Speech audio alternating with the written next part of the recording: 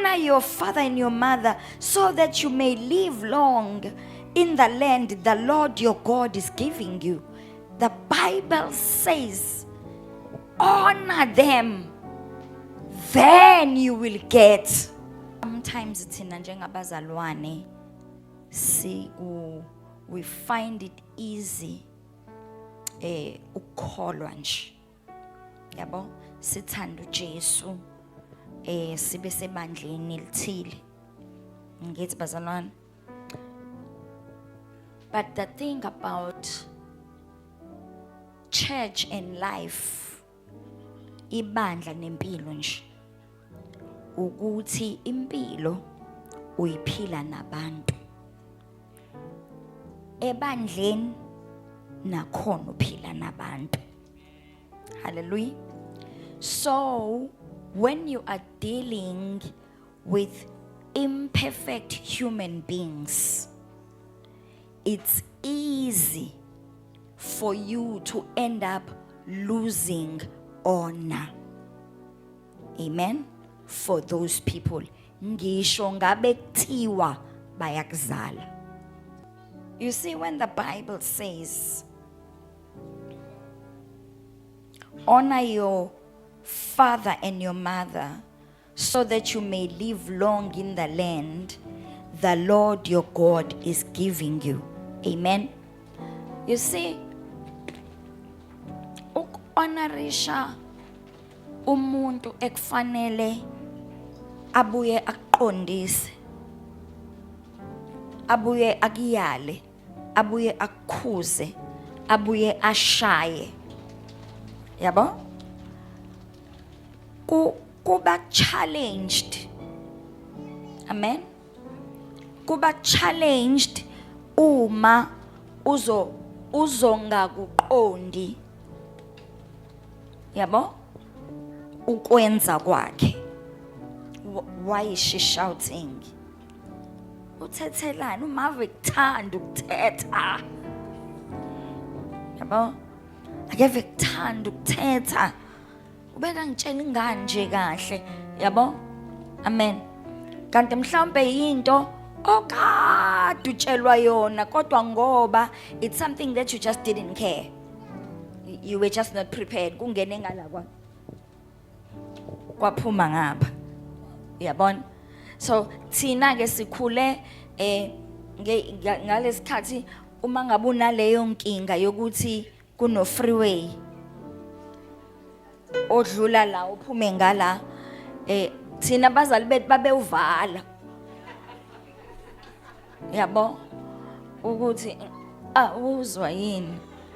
Ubese uyavaleka ukuze lento eshiwoyo ingene ihlala. Yabona? Babewuvala freeway. Amen. But that's not where I am. I don't want to talk about the happenings in the home. Amen. Ngifuna ukukhuluma ngalesithembiso kancane nje bazalwane ngidlule. Amen.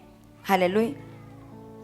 Honor your father and your mother so that you may live long in the land the Lord your God is giving you.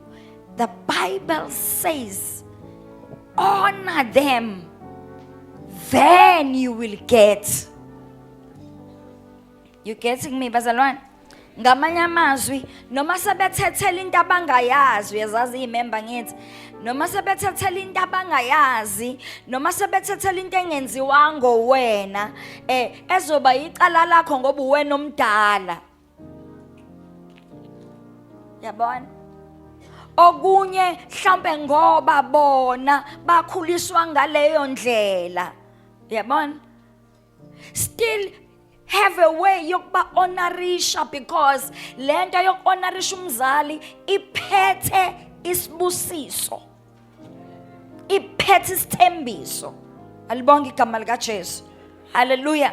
Sometimes we will deal with parents who have wounds that are unhealed.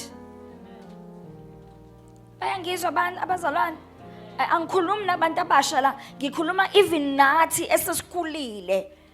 Yabo, ezinye izinto ozoyi-understand mhla nawe walimala ukuthi mhlawumbe uma yikho, mhlawumbe ubaba yikho wayenjena. Yabo? Hallelujah. The eras of time awafani. Tina, now we have the option of getting help, of talking to someone. Majority of them did not have it then. So ukuphola kwabazali, kwabantu abazalile thina nabazale bona bekunzima ngoba izinto bekuhlalwa phezulu kwazo. Asilwele lento yokuthi inhliziyo yethu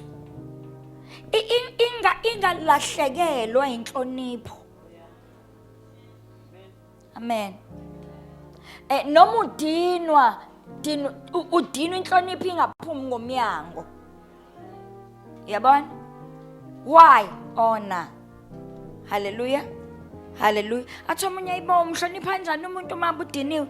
Angani thina sishadile noma umuntu angicasula kanjani kodwa siyabona love ngeke nje ngeke sithandwa ngeke.